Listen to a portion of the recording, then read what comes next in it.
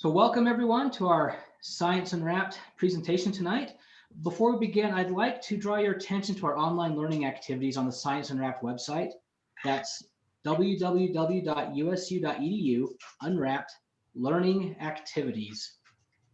I should say there's some slashes in there. So it's usu.edu/unwrapped/learning-activities. I think if you found this presentation, you'll be able to find those. But these are video activities that have been created by some of our most stalwart volunteers, and they're going to fill in for the after party that we'd usually have, but we can't have right now. So I hope you'll take some time and watch those videos and do those experiments. We got some really neat ones this week. Tonight's talk will be followed by a brief question and answer session, which I will moderate. Our presentation comes to us from Dr. Charmaine Sample, who's the Chief Scientist for the Cyber Core Division at Idaho National Laboratory. Dr. Sample has over 25 years of experience in the information security industry. Her research focuses on deception and the role of cultural values in cybersecurity events. More recently, she's been researching the relationship between human cognition and machines as related to artificial intelligence and machine learning.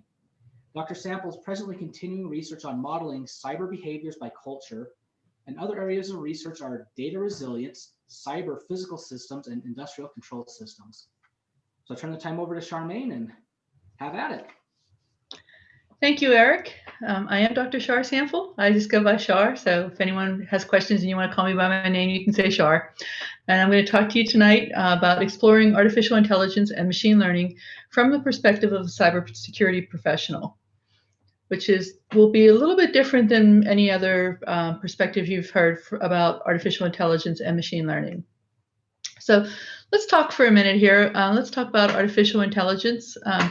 I think there's a lot of myths and projections that go on around artificial intelligence and its counterpart machine learning.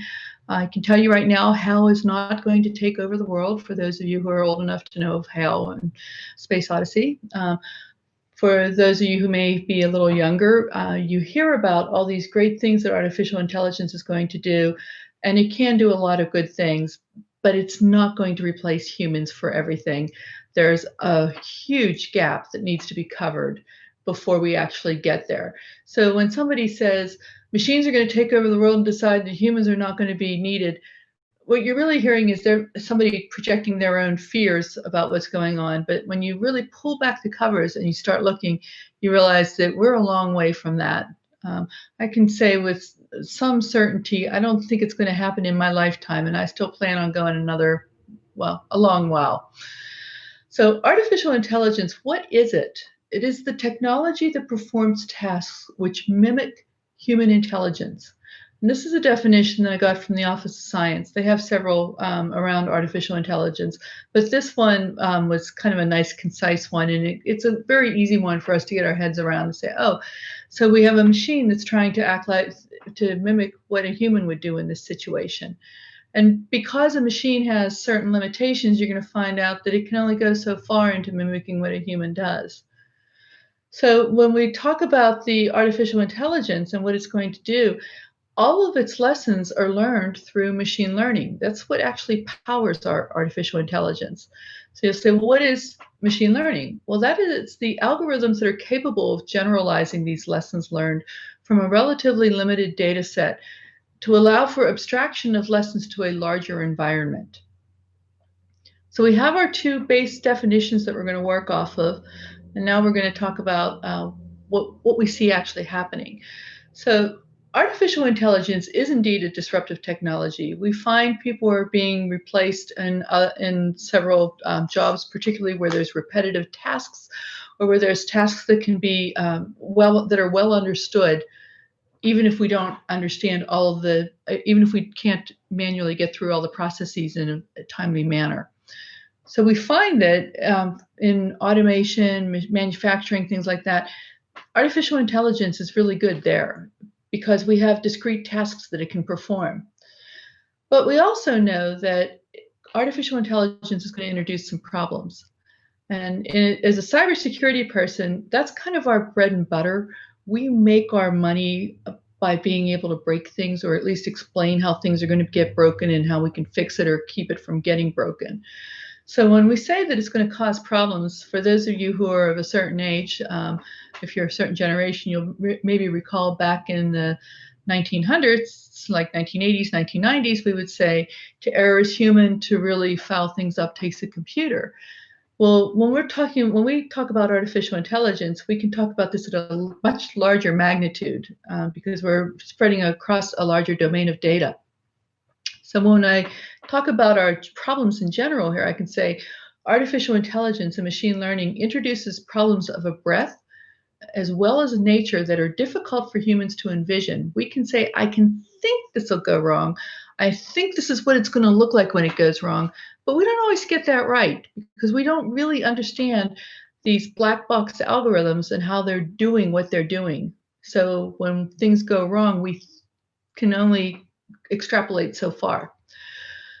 So when we talk about our problems in artificial intelligence, and we're looking at it from our security perspective, we can look at our traditional security problems that we use to test other systems. But then we're also going to have to consider that artificial intelligence and machine learning are unique because they have it's a unique environment. And how the data is stored and processed is, while the algorithms are rather, an algorithm is an algorithm is an algorithm, the algorithm themselves, the way that they're accessing the data is slightly different. And then we have our rapidity problem. And by that, I mean that when things go wrong, they're going to go wrong very quickly across a very wide scale. So if I look at these problems, I say, well, what does this look like if I had to break this down into smaller problems that I could actually give examples on? And when we talk about that, there are 4 areas that we're going to look at. The first one is the data area. We call it data corruption, and this one has been kind of the low-hanging fruit that was the first, when people first started going after artificial intelligence and machine learning. They said, what can I do to throw these off? Well, it's a highly data dependent. So I can take the data, we call it poisoning the data, and that is I can put bad data in with the good data, and while it's learning, it believes that the bad data is now good data. If I taught the machine that 2 + 2 = 5, every time it sees 2 + 2, it's going to say it's 5. This is the basic idea behind poisoning data. I can give it something that is not accurate, and I can now cause it to believe that it's good and proceed to take all of these instances that are bad, that it should be flagging as bad, and it's now saying, no, it's okay. Another one I can do is we call it perturbing the data. Think of this if you're a human and you're trying to sort a bunch of papers maybe into different piles, and suddenly somebody comes in, they open the door, and the big breeze blows, and some of the papers move, and they start talking to you. And when you go to resume the task, you may not get it quite. You may have put a few things in the wrong pile. That's the data perturbation. We have our environmental corruptions and our common corruptions, and what these are is, when the machine is looking at the data, this is particularly true of graphic data. If I change the lighting, I change a couple of pixels, I can change what the machine is actually reading and seeing. So we saw, we've seen, like with the stop sign, where somebody put a sticky on it, and when they put the sticky on the stop sign, it now turned into a speed limit sign, is what the machine thought it was reading. So our effects that come out of our data, corrupt data problems, are data can get misclassified. We can cause grouping changes that maybe we're not in. They may not necessarily be bad grouping changes, but they may not be the most efficient use of grouping the data. So we talked about data, and now our next group of problems are system problems. So I can corrupt the system itself. I could break into the algorithm itself, and through reverse engineering, I could try changing the paths that the data that the algorithm takes. So essentially I'm reprogramming the machine learning. I can recover training data from the provider. I can look at supply chain issues. I can look at the software dependencies, the libraries that the algorithms are relying on, and change something in those libraries. So here again, I can end up creating something that's going to give me a less accurate result. I could have my data get misclassified, get improper groupings. I could even lose data. And when we're talking about sensitive data and personal information, identifiable information, this can become rather troubling. So we have data, we've got our system, and next up we have our model. Model corruption is actually kind of a fun one as a security person. And I say this because when I want to corrupt the model, I have my ways that I'm doing things. They're modeled on, and we'll talk about this in a little bit too, a little more deeper. They're modeled on the human body. So some things, if you think of like the circulatory system, those are trees. So you have branches, and so you could have the model might act that way, or we might have what we call the nervous system ones. And so here we have more, instead of these binary splits that occur, we maybe have a large list that we're going to go through and figure out which one we're going to go hit. When we're doing that, each of these different models that we have, they actually have different timing sequences associated with them too. Some are more efficient than others. I can now through, we call this membership inference and model stealing, model inversion. What we're talking about doing is giving queries to the algorithm, and these queries are perfectly well formed. There's nothing illegal about the data that's going in here. And I use these queries to help me figure out what algorithm is being run in the background. And while I'm running these queries, I'm also timing the responses too. The effects of this, of course, are, again, data loss. If I understand the algorithm, I can manipulate the algorithm. And that means I can start making certain outcomes become more likely, even if they were not supposed to be likely. Along with manipulation is the anticipation. And of course, I can manipulate how the data is grouped again. So these are serious problems. And these ones are actually, like I said, as a security person, these are the fun ones, because doing this sort of thing, I'm not going to leave a trail of what I've done. So we talked about data, we talked about system, we talked about the model, and then we have our other group. I should really call this the miscellaneous. I call it the known unknowns and the unknown unknowns. Here we have examples of behaviors that arise that we hadn't anticipated, and we didn't know what was going to happen, even if we would have tried to anticipate it. Some of the things we see here are natural adversarial examples is a nice one. A friend of mine sent me a link one time to robots trying to battle each other to get to an opening, and the one blocks the other. So the second one now decides to try to go through the wall instead of the opening of the door to get to where it needs to go. So it's going to keep trying to find its path out. Well, no one would anticipate that it would try to go through the wall. Overfitted models. This is where we've taken our training data and we've customized it to our environment, but we did such a good job of customizing it to the environment that now when it gets a new problem, it really doesn't know what to do. So our algorithm gets confused. So this is the effects that we have here are, again, changes in prioritization, algorithms giving unanticipated or unintended outputs, or behaving in a strange way, or just flat out confusion. So those are our 4 more specific problems that we're going to see with artificial intelligence. And remember, I said earlier that data, the first one we talked about, we have data, we had our system, we had our model, and then we had our miscellaneous. The data has been the one that's received the most attention, but these other ones are here, and we know that they actually exist, and we've seen examples of those also happen. One really interesting example that I'd like to pull out here, I'm sure many of you heard about Tay. Tay was Microsoft's chatbot that was supposed to make life in social media easier for people. And it was supposed to kind of like be a little guide to help people through. When Tay was initially trained, the training data that was used was trained with school children in China. So we had a couple of interesting things going on here. And one of the most telling here is in Chinese culture, confrontation, while it may be acceptable in certain realms, certainly not in an education realm. We're taught, the children are taught to respect each other, taught to respect the adults, the teachers, everyone. So this robot, this little chatbot here, is taught to take in all these good things that they're saying to each other. And it's also knows that, hey, I should respect everybody's opinion here because I'm trying to be inclusive, collectivist here. Well, what happened then, of course, is Tay was released out onto Twitter, I believe it was, and had to be pulled offline because While for those of you who are on Twitter, you know Twitter's kind of like a war zone. When it gets all these other tweets, it was getting racist tweets, it was getting misogynist tweets, and it's just started spewing out all these horrible things. So of course Microsoft had to take it down. They reprogrammed it, and when they put it back out again, it failed again. This time, it was the second time around, it was picking on Microsoft and telling them, I believe, that they were stupid or things like that, or saying bad things about the company. The point is here that when you have an algorithm that can be manipulated, which is what we see here, it was learning, and it was saying, oh, I'm supposed to listen to everybody's view. Well, if I flood it with a bunch of really bad data, in this particular case with Tay, it was flooded with data that was misogynist, racist, all these other horrible things.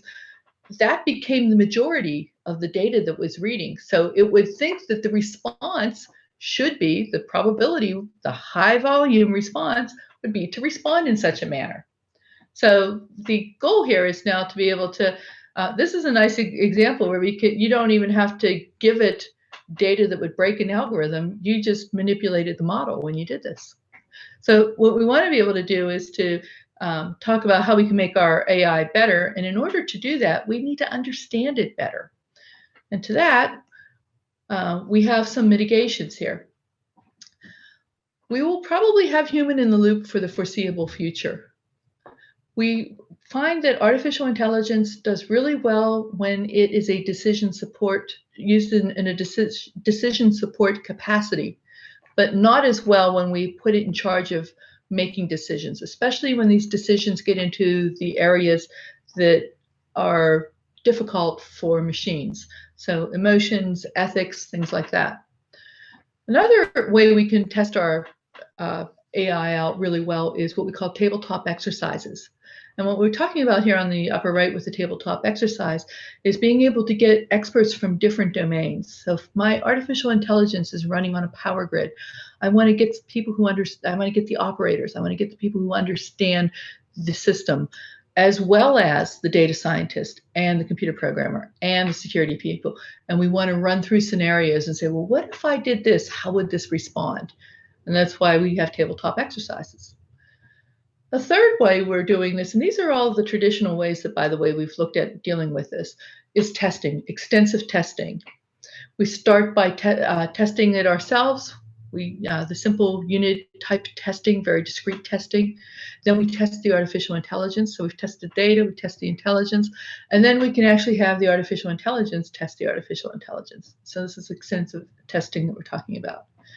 There are some other ways that are some newer methods that we're looking at towards mitigation.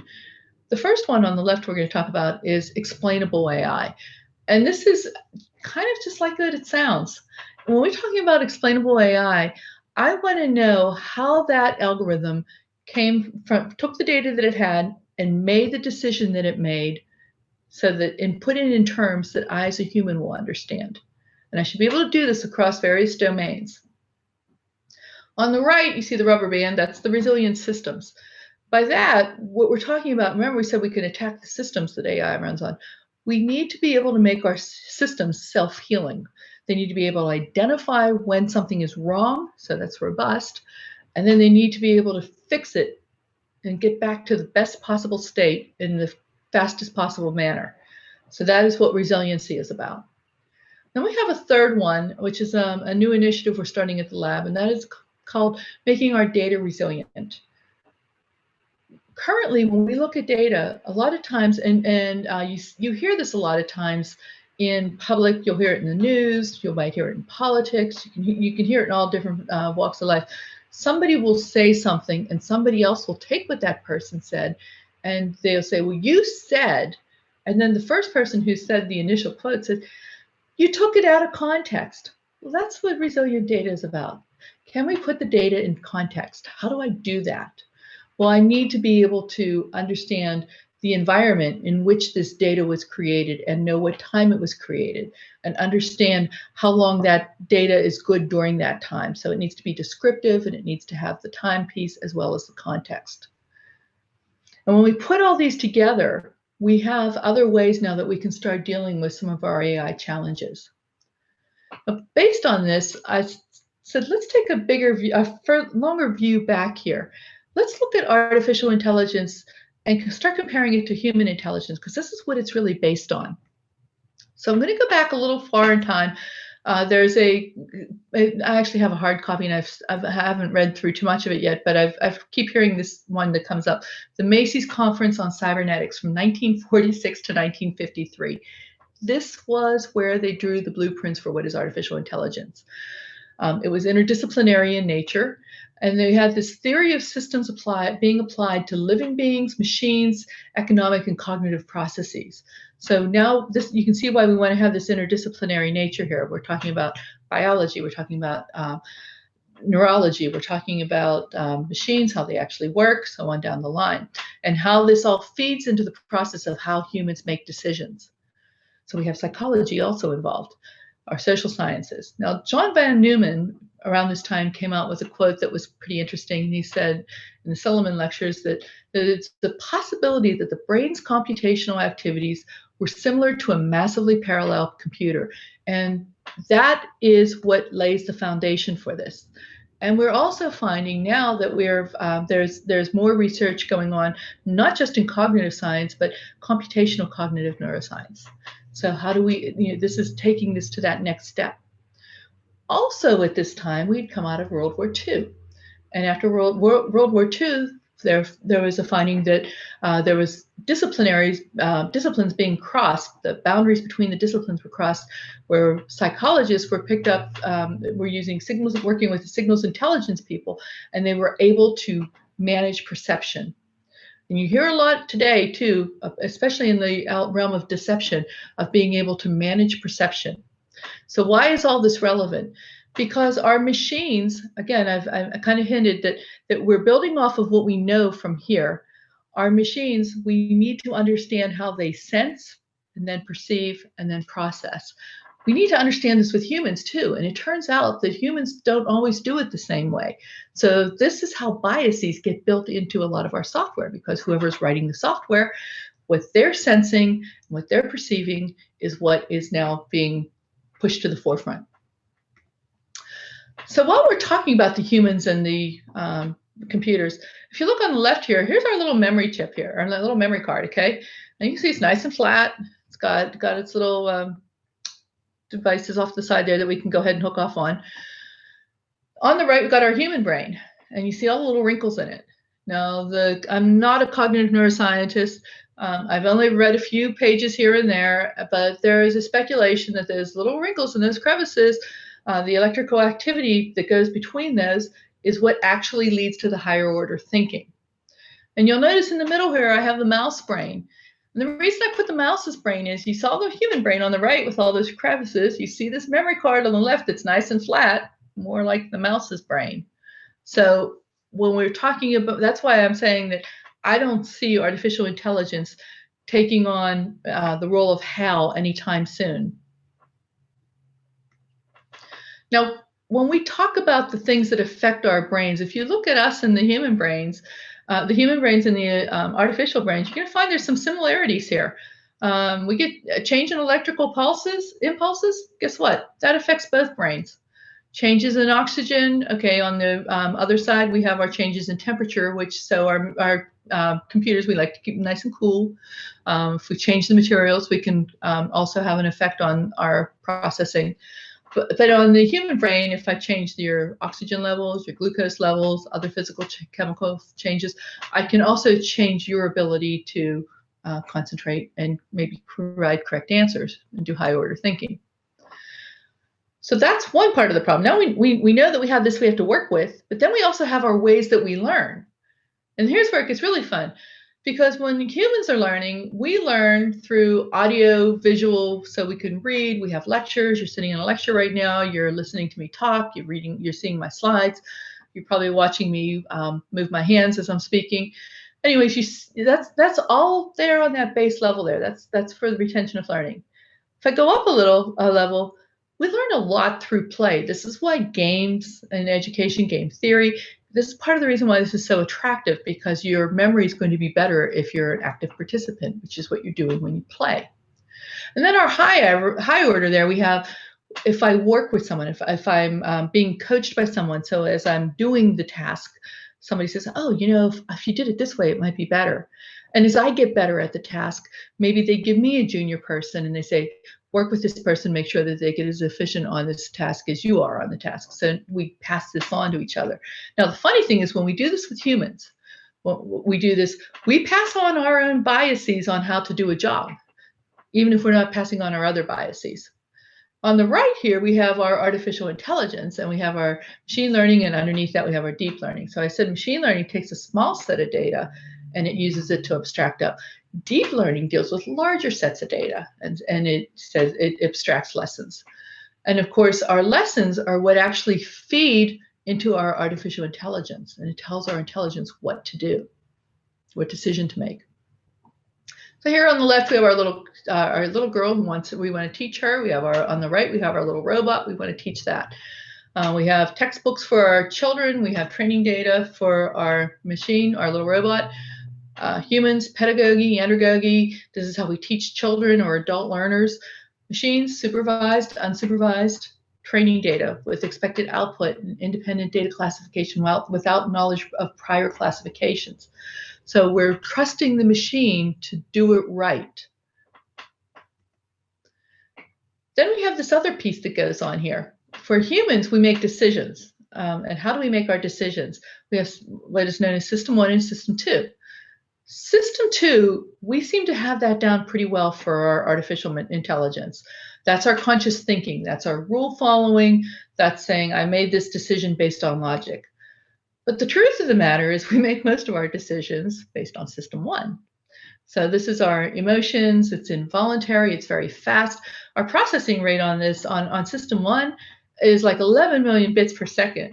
When we're talking about System 2, we're talking about hundreds of bits per second. I don't even think it's hundreds. I think it's actually closer to 50 bits per second on System 2 thinking.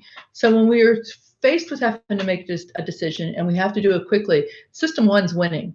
Then we use System 2 to backfit why we made the decision.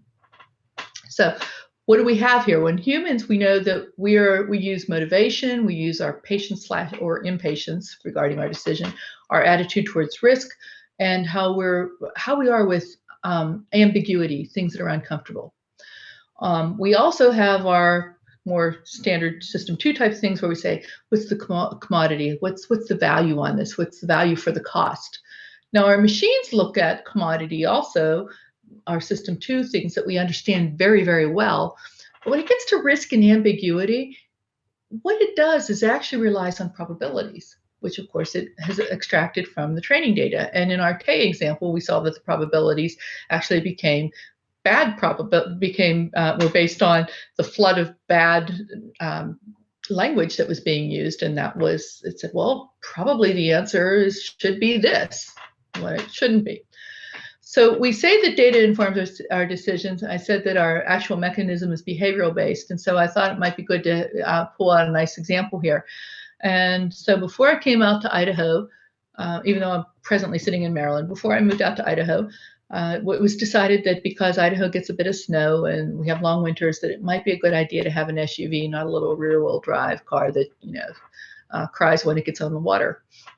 So I said, okay, I'm going to do the logical thing here. I want a certain size engine, I want a certain size car, certain size, all these different capabilities, plugged it in, came down to 4 cars. And finally said, okay, it's time to decide which car do I want.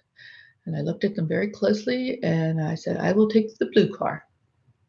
So here I made an emotional decision. I went with the blue one. The other 3 were black. That doesn't mean I have anything against the black car, but that blue car was just so pretty. That's getting into my internal System 1. Biases and algorithms is another example where our behaviors kind of influence here. We have seen that artificial intelligence algorithms, when they're doing facial recognition, they have the best accuracy if you are white male. Actually, I think might even do better with white female because men can change their appearance with facial hair. But white definitely is the easiest one. The darker the pigmentation goes in the skin, the less accurate these algorithms become. Remember I said earlier, we have trees and we have neural networks, or we have our history. I didn't mention history. these are the types of ways that we actually do our processing in artificial intelligence and machine learning. So I have a tree up top here on the left, and then I have like what we call a decision tree or a software type tree here underneath it, so you can see the logical breakdown. The second one, we have a neural network. So you can see how kind of jumbled that is, and it's amazing how fast it all works. We don't envision when we make a decision, we don't think, is it going through this path or this other path? It just gets done.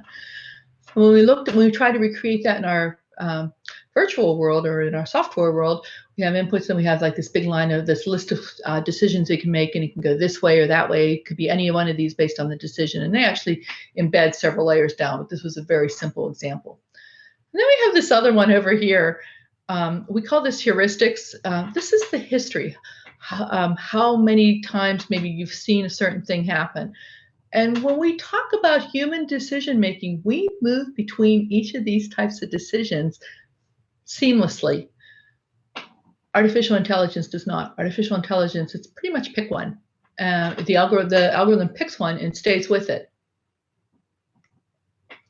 So we have to recognize that our artificial intelligence systems, these are interdisciplinary in nature, and we tend to think of them in terms of software. So there's a lot of, I want to do this with the algorithm, or I need to do that with the algorithm, without involving the behavioral scientists. We need to actually take a more what we call systems engineering approach to the problem, where we get the domain experts, where we understand how we can use it, how we can misuse it. And we get them all together, involved in the process of designing this and determining the requirements before we even design it.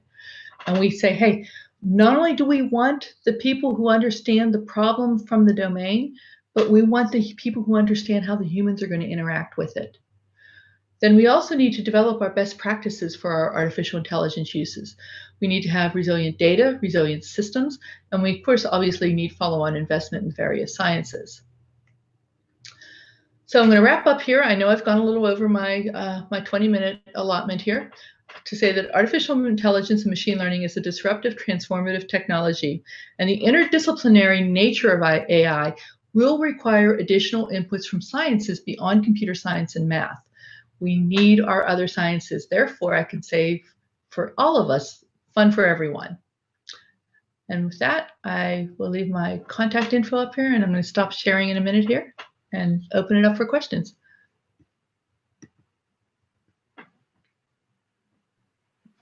Well, thank you, Char. That was super interesting. So if you have a question that you'd like to ask the doctor, go ahead and ask it on the chat window, and I will relay that to her. Give you a few moments to type in your questions.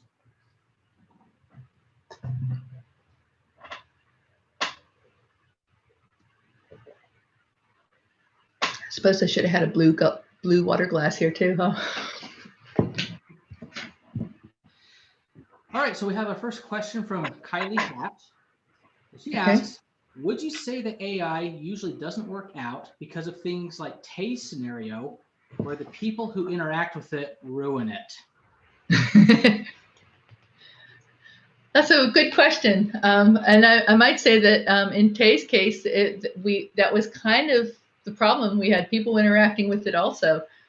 I would say that really the biggest reasons I'm seeing that it's not working out in the various scenarios that I'm familiar with are because somebody did not anticipate that somebody would use it in a manner in which it was not intended.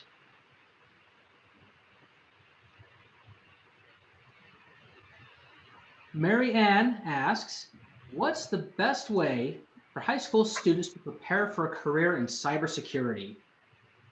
And I'll just add, I've invited a bunch of my own students to be here. This is a big question. I know it's on a lot of people's minds. It is. Okay, so there are several different ways to do it. And I'm going to, I hope I don't offend anyone when I say this. I have noticed that some of the biggest names in cybersecurity, their undergrad degrees are other fields besides cybersecurity. And then they come into it later and they bring those perspectives from their other fields into it. So if you really want to do cybersecurity early on, you know this as soon as you're out of high school, I would strongly suggest if you're going to major in cybersecurity, that you make it a dual major with something else, so that you can actually start seeing how you can apply what the knowledge that you have into cybersecurity. Some of the most interesting cybersecurity people that I've had the pleasure of working with that come up with some of the craziest things that are just absolutely fascinating have a background in physics. So, they're because there's just a different thought process that goes on. And I love when I get to work with people. I mean, I love working with anybody who loves cybersecurity, don't get me wrong. But if you really want to move to that spot where you're doing something that's really unique, I would suggest you do a dual major in cybersecurity and something else. So something that you really like. Ethan Daly asks, I thought the issue of making these black box AI algorithms understandable by humans was really interesting. What types of techniques are being used to better understand the decision processes of these algorithms? Good question. So the most common way that we're trying to do it right now, or that I know of that has been done to date, has been to structure your queries accordingly. If you are assuming, so I think I didn't go into detail on this, but remember I said that there are trees and then there are neural networks. There are different types of neural networks, of course, and there's different types of trees. But when you look at them, actually, trees actually look like they're more complex to go through because you see all those layers going down than maybe a neural network. But when they send the queries, the processing actually is faster on the trees than it is on the neural network. So if you're timing the query that you're sending, you can you're starting to make the determination of the type of algorithm that's being used. If you said, okay, if I did this with a tree, if I ran this data through with a tree, and if I ran this data through with a neural network, and then I sent these queries accordingly, what would happen? There's also this other area where you start looking at how the data becomes grouped. So here again, you can say, we didn't get funding on this particular one, but we actually speculated that could you turn the chatbots that are used to inflame conversation, could you get them to make people friendlier with each other because of the words that you use, right? Could you take words and they're taking words that are closely related, the synonyms, could you, instead of taking synonyms that are making everything inflammatory, could you use that to tap down the conversation and get everybody to say, oh, you're so nice, oh, this is great, So, didn't get funded, but we still thought that was kind of an interesting way to go after it. So here you're looking at how you can take related data and feed it into these algorithms and get the responses back. The disruption, the EMFs that have been used sometimes to try to change how the data sorts, that's another way that they try to do it. And a third way that we try is, it's escaping me at the moment here, is to, I'm drawing a blank here. It was right on the tip of my tongue too. So we talked about I'll try to remember it and get back to it.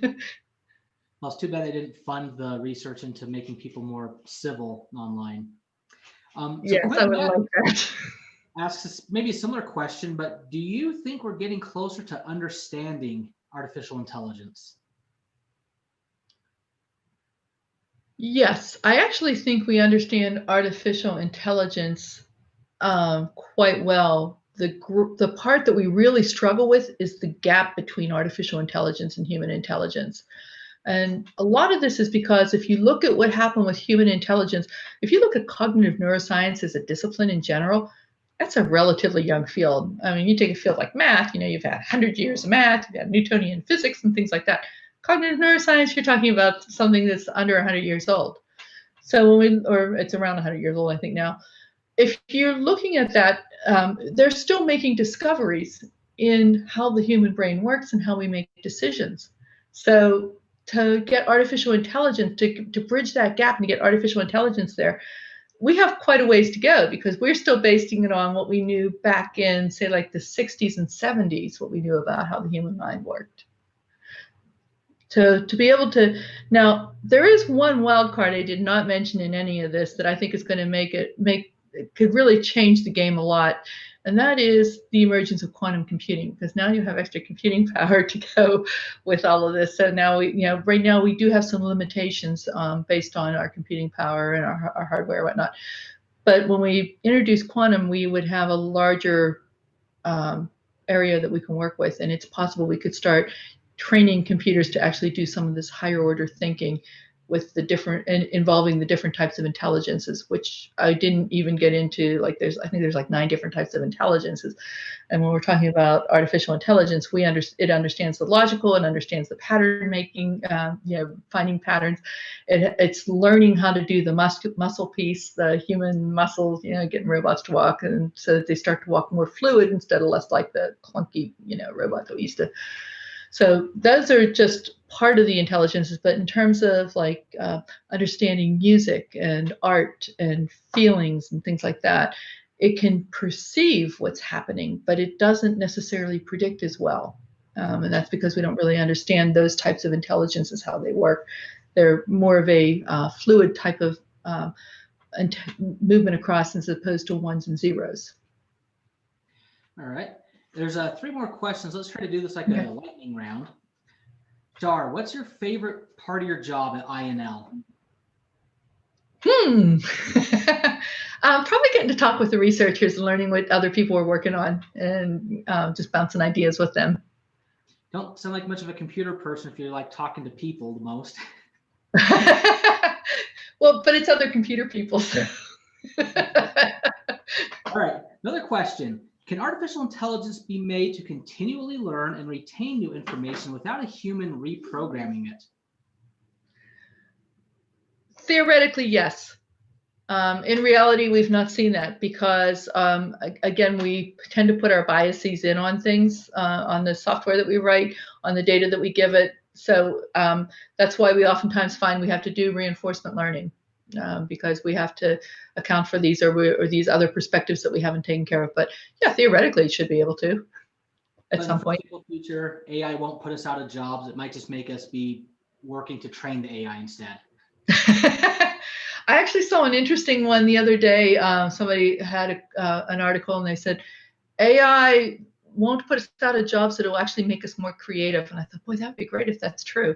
But the problem right now is, jobs are they're so wide in their capabilities on what people have to do. Some jobs are very repetitive. Those people are going to lose their jobs. Some jobs require high creativity. Those people probably have less likelihood of losing their jobs unless their creativity is kind of, it's more like a decision tree type of capability, in which case, then yeah, you might be in trouble. But then you have other jobs that really require people to move, and this was something I didn't have time to cover in this moving between our different types of systems that we use. So again, we move between our neural networks, our heuristics, and our decision trees. Sometimes we can say, well, if I do this, and we go all through this whole little decision tree that we go through and say, okay, yeah, that's how I come up with an answer. But then sometimes you'll say, this feels oddly familiar and I don't know why. And I'm pretty sure if I do this, it's going to work. And it does. And that's your heuristics coming in. So we can't really, we move between these seamlessly. We don't do that with our AI.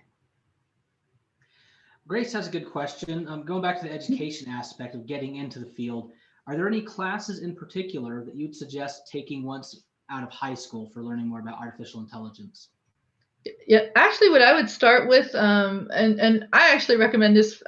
Back in the old days when I was very, very young and starting off in computer science, before we took a computer science course, you had to take Intro to Logic, which is a great course because that actually kind of gets you, for the cybersecurity people, that actually gets you to start thinking in a certain manner so that you can the if-thens and the case statements and things like that all just make sense.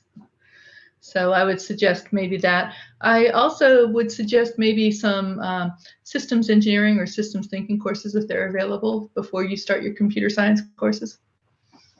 Okay. And for our final question, with all the continual learning and changing of artificial intelligence, at what point do we really need to be concerned about the rise of the machines?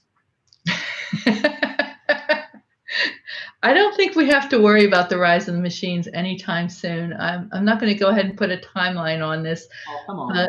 But I will say this, anyone who's in school right now, you have time to get your degree and not worry about being replaced by the machine if your degree if your field that your chosen field does not have a repetitive aspect to it. If you do have a repetitive aspect, you might want to look at something else. Great.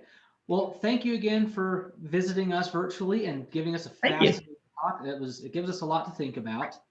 And for everyone that's participating, again, I want to remind you of the activities, the online learning activities. If you scroll up to the top of the chat window, Spencer Perry put the link there, so you can click on that and go check out those live events, or I mean the recorded events, but they're interactive. There's some experiments and fun things you can do. So make the most of it. Sorry, no lemonade and cookies this time, but hopefully we'll see you again in person soon. But again, thanks, Charmaine, for being with us and teaching us all about what's coming. Thank you very much. Thank you for your time, everyone.